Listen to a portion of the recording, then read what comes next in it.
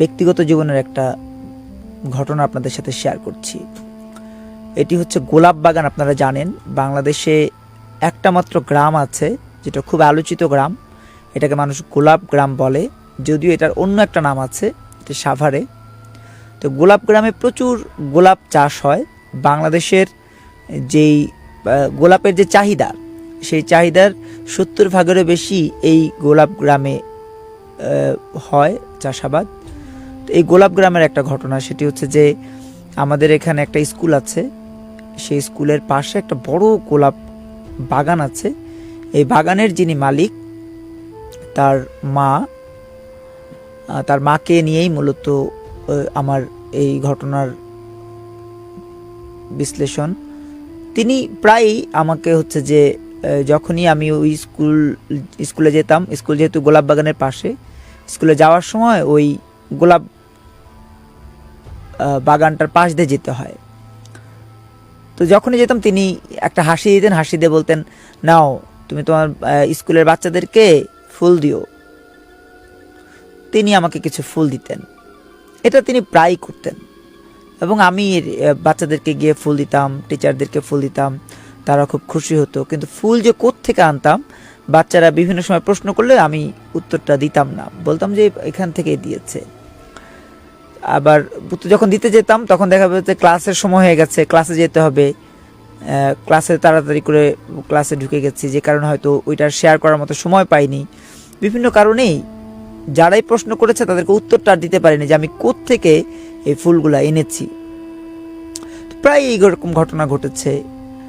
একদিন আমাকে প্রশ্ন করলো যে এরকম এরকম, আপনি আমাদের এক টিচার, তিনি প্রশ্ন করলেন যে এই ফুলগুলো কোত্থেকে আনেন?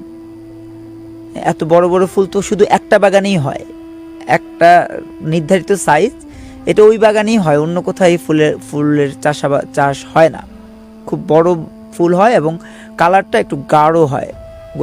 গোলাপের কিন্তু এক একটা গোলাপের এক এক রকমের আপনার রং হয়। ওই গোলাপটার রংটা একটু গাঢ় এবং সাইজ একটু বড় হয়। তো তিনি বললেন যে এটা কি ওই বাগান থেকে আনেন? তিনি আমাকে প্রশ্ন করার পর আমি যখন উত্তর দিচ্ছি না, তিনি আমাকে প্রশ্ন করলেন যে এটা কি অমুক বাগান থেকে আনেন? ওই বাগানটা থেকে তিনি বর্ণনা দিলেন। তা আমি বললাম যে হ্যাঁ, কিন্তু কেন বলেন তো? বলে যে ওইখানে আপনি হলো যে জানেন কি না, ওই বাগানের যিনি মালিক, তার মা কিন্তু ওই বাগানের সামনেই মারা গেছেন। তার মাটা কেমন বলেন তো? তো তিনি বললেন যে এরকম এরকম বর্ণনা দিলেন। তো বর্ণনা শোনার পর আমি তো খুব ভয় পেয়ে গেছি, কারণ বর্ণনার সাথে মিলে যাওয়ার কারণে আমার কাছে মনে হয়েছে যে বিষয়টা তাহলে তো খুব জটিল। স্কুলে আমি ক্লাস নেওয়া বন্ধ রেখেই আমি অন্য টিচারকে ক্লাস নেওয়ার দায়িত্ব দিয়ে আমি চলে যাই ওইখানে, দেখি তিনি আছেন কিনা, যিনি আমাকে ফুল দিয়েছেন, বা আশেপাশে কোথাও। তো ওনাকে আমি আর দেখিনি। তো পরের দিন, ওই দিন যথারীতি স্কুলের ক্লাসটা শেষ করে পরের দিন আবার ওই সময়টাতে, যে সময়টাতে আমি ওই বাগানটা ক্রস করি, ওই সময়টাতে আবার আস্তে আস্তে হাঁটছিলাম। এবার ঠিকই তিনি এসে আমাকে ফুল দিলেন। এখন আলটিমেটলি যেহেতু আমি জেনে গেছি যে তিনি মারা গেছেন, আমি খুব ভয় পেয়ে গেছি, যে কারণে আমি দোয়া পড়ছিলাম। দোয়া পড়তে পড়তে তার কাছ থেকে ফুল নিয়েছি, যিনি দিচ্ছিলেন তার কাছ থেকে। নেয়ার সময় আমি তাকে তার ওই মুখের দিকে তাকিয়ে বলেছি, আসসালামু আলাইকুম ইয়া আহলাল কবুর। তিনি বলেন, কবুর কেন বললা? হ্যাঁ, আমি কি মারা গেছি নাকি? আমি তো মারা যাইনি, তুমি কেন কবর বললা? কবর কেন বললা? এমন এই কবর দেখে যে সালাম দেয়, সেই সালাম কেন দিলা? বলে তিনি হট্টগোল পাকিয়ে দিলেন। আশেপাশে থেকে আরও 3-4 জন মুরব্বী টাইপের যারা, তারা চলে এসছে। তো তারা এসে তারাও প্রশ্ন করা শুরু করেছে যে কি ব্যাপার, একজন জীবিত মানুষ আপনি এরকম সালাম দিয়েছেন, আসসালামু আলাইকুম ইয়া আহলাল কবুর বলছেন, কেন কবুর বলছেন? উনি তো জীবিত, ওনাকে কেন আপনি মৃত বলেছেন? তা আমি খুব হকচকে গেছি। সবাই একইভাবে আমাকে প্রশ্ন করা শুরু, যেভাবে হট্টগোল লাগলে যেভাবে সবাই একভাবে প্রশ্ন করতে থাকে, বা একইভাবে আপনার তির্যকভাবে তাকিয়ে থাকে, ওই রকম করছিল। তো আমি খুব হকচকে যাওয়ার কারণে আমি তাকে বললাম, না আমি তো এরকম এরকম একটা ঘটনা শুনেছি, কে বলেছে। তারা আবার প্রশ্ন করে, তাদের সাভারে যে স্থানীয় ভাষা, সেই ভাষায় তারা জানতে চাচ্ছিলেন যে কে বলেছে। তো আমি বললাম যে অমুক বলেছে। আপনি কি তাহলে মৃত না? তিনি তো বলেছেন যে আপনি মারা গেছেন।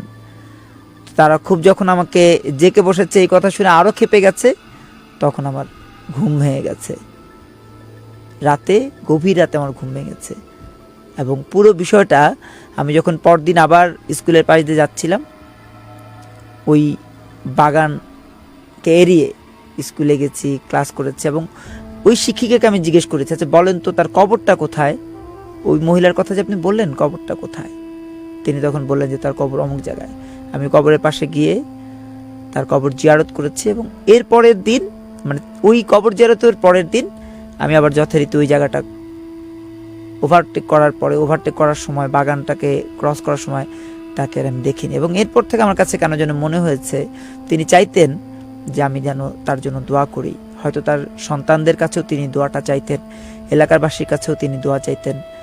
এরকম অনেক সময় হয় যে মানুষ, আমার কাছে ব্যক্তিগতভাবে মনে হচ্ছে যে এইরকম দোয়া যারা চায় বা যারা দোয়া পায় না, তারা হয়তো দোয়া পাওয়ার প্রত্যয়ে এমন মানুষদের কাছে আসে। এর আগেও আমার সাথে এরকম অনেকের ঘটনা ঘটেছে, এবং আমি যথারীতি দোয়াই করেছি। এবং আমার মনে হয় যে তাদের জন্য দোয়াটাই একমাত্র পাথেয়।